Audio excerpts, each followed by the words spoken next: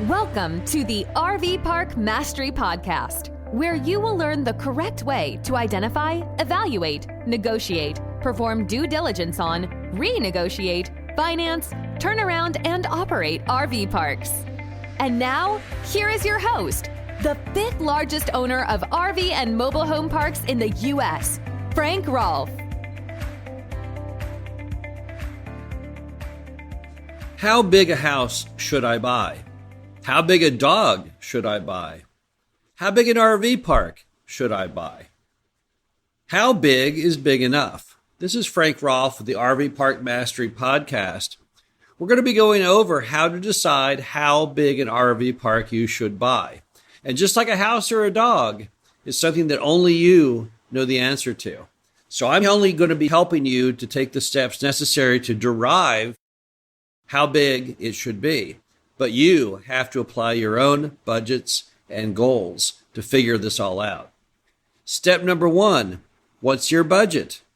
Now, in real estate, we always use leverage. That's just pretty common. And most banks are going to want to see 20 to 30% down.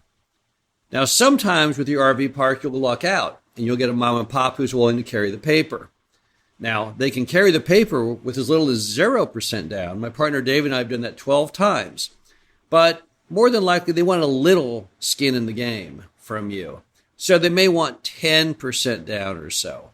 So I'm going to say that the size, from a financial perspective, that would tell you how big is big enough, would be the amount of capital you have for a down payment times 5 if it was 20% down, or times 10 if it was 10% down. So that would be, to me, step one in deriving how big is big enough. Step number two, how are you going to manage the RV park? Now, some people buy RV parks to self-manage them. This means that they step into the role of the manager. They often live in the town or in the RV park, or maybe the house next door to the RV park. Every day they go to the RV park and they manage it. There are others, however, that don't want to self-manage their RV park. They'll buy the RV park, but they're going to have somebody else act as manager. Clearly, if you're going to self-manage the RV park, you probably need to buy a bigger RV park than if you're going to have a manager manage it. Because you've got to have enough critical scale, enough critical mass to pay you for your time and effort, enough to cover whatever you need to live on by giving up your day job effectively and becoming a self-managed RV park. So, on how big is big enough, the second thing I would ask myself is, am I going to self-manage it or not? And if I'm not going to self-manage it, then assuming that I've accounted correctly for the cost of the manager, I'm a little more flexible in size, because I may end up owning 3 or 4 RV parks that all cum to the size of that big one I would need if I was going to self-manage. Number 3, how much money do you need to make in income from the RV park? It goes right back to question 2. So if you're going to give up your day job, if you're going to relocate, as many people do, and live in or next door to or in the same town as that RV park, how much money do you need to make all this happen? How much cash flow after paying the mortgage do you need to make this happen? And if you're going to be buying and not self-managing that RV park, how much money are you trying to make off of the deal? What is your goal? What is your investment goal? What to you would make you feel like it was successful to invest your time and money into buying that RV park? Next up to bat, how are you going to finance it? You will find there's a sweet spot for RV park lending. That sweet spot kicks in at about $750,000 of debt. Anything below $750,000, you're going to have to do it on your own. You're going to have to find a local bank. You're going to have to convince mom and pop to self-finance it themselves. But when you get to $750,000 and up, now there are groups that can get you a loan on that. One well-known one is Security Mortgage Group. They can go out into the marketplace and get you an RV park loan, assuming the loan is at least $750,000 or bigger.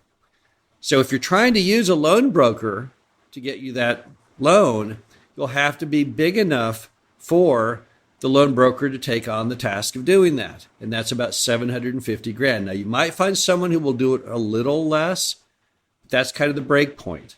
So on how big is big enough, if you're trying to get a loan broker to find you a loan, if you're trying to have the largest number of lender possibilities, then how big is big enough? About $750,000. Now, if you want to try and get into conduit debt, this is non-recourse bank debt through a group also known as CMBS, commercial mortgage-backed securities. That's going to have to be even bigger still. They're not going to kick in until you get a loan amount that is up well over $1 million. And remember, that's net. That's typically 70% loan to value. So that means a deal size of about $1.5 million. So you're going to have to buy a park that's about $1.5 million in size with about $1 million in debt if you're going to want to get non-recourse CMBS financing on it. What about efficiency considerations? Are there any efficiency considerations in an RV park? Well, sure there are. Number one, staffing. You have to have somebody to staff the RV park. If you have an amenity in a 20-space RV park of a big old pool, it will cost you the same to run that pool as it would if you had 200 lots in that RV park. So you have to look very carefully at the staffing and your breakpoints in staffing. Same on marketing. Same cost to market a 500-space RV park as it is a 5-space RV park. So marketing is another issue where it's more efficient based on the size of the RV park. But there are some other disadvantages to it as well. Number one, if you have just that one RV park of a larger size, and you could have instead two smaller RV parks that sum up to that size, you would have a lot more portfolio balance if you had those two. So sometimes a big RV park can be a hindrance because it doesn't give you a lot of diversity, just like owning stocks in the stock exchange. You typically would not want to own just everything in one stock. You'd want to spread your risk out a little bit. Also, those giant RV parks can sometimes put you in a financial bind if something big happens with them. There has to be some kind of upgrade, infrastructure repair. It can mount up quickly. So a really big RV park might frighten you when you look at the potential of a repair and maintenance issue or an emergency. So again, you've got to put that in your consideration as well. Also, don't forget that a lot of this also goes with how much percent of occupancy the RV park has. If you have a 50-lot RV park that runs 100% occupied, that's the same as having a 100-spacer that is 50% occupied. So you'll also want to think about the occupancy. What's the occupancy been running on this RV park? It's not all about size. People want to convince you that, but I don't think that's true. I know someone has a very, very small RV park. It's only about 15 lots, but it's right near a very major amusement park. And they get $75 per night because of their unique location. I would much rather have that 15-space RV park than maybe a comparable 50-space, because that 15-space RV park stays 100% occupied every day at more than 2 times normal rents. So let's put it all together then. How big is big enough for an RV park? Well, here are some basic thoughts based on experience. Number one, if you are buying or looking at buying an RV park that's got about 25 lots to it, you're probably looking, assuming that it's in a good location and well managed, at about $50,000 a year of net income. Now, that may not be big enough for you to work based on everything we just went over. You may say, no, that doesn't meet my goals. I don't want to get involved for only $50,000 of net income. It's a good number, but it's just not good enough for me to want to do it. Okay, fine. Then you might look at a 50-space RV park. 50-space RV park in most parts of America, giving all the normal stats, would produce about $100,000 a year of net income. Okay, I think we all have to admit that's a pretty goodly sum. If you just bought the RV park and did nothing more than pay off your mortgage with it, within 25 years, you'd have $100,000 a year for life. And if you were able to better manage it, perhaps introduce it to this new marketing item called the internet, do a lot of the things mom and pops didn't do, maybe raise the rents, improve its general outlook among everyone who visits, who tell all of their friends, then maybe you could even move the NOI from there. So 50 space, that might well work for most people. What about 100 space? Well, 100 space, based on those same economics, would get you about $200,000 of net income. I think we'd all have to admit, well, gee, okay, that's plenty.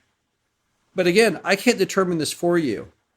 Only you can determine what you're trying to achieve. You know, we all have our own personal goals in life, and they're just that personal. We all know deep down what we want out of life, how much money it takes, how we want to spend our time, what we want to do. And only you know that for you. I don't. But hopefully, these steps will help you come to grips with and think about and consider the single act of size. So how big is big enough with an RV park? The question is, how big is big enough for you? What works for you? This is Frank Rolfe of the RV Park Mastery Podcast. Hope you enjoyed this and talk to you again soon. Thank you for listening to the RV Park Mastery Podcast. Be sure to visit us at www.rvparkmastery.com, where you can learn the correct way to identify, evaluate, negotiate, perform due diligence on, renegotiate, finance, turn around, and operate in RV parks.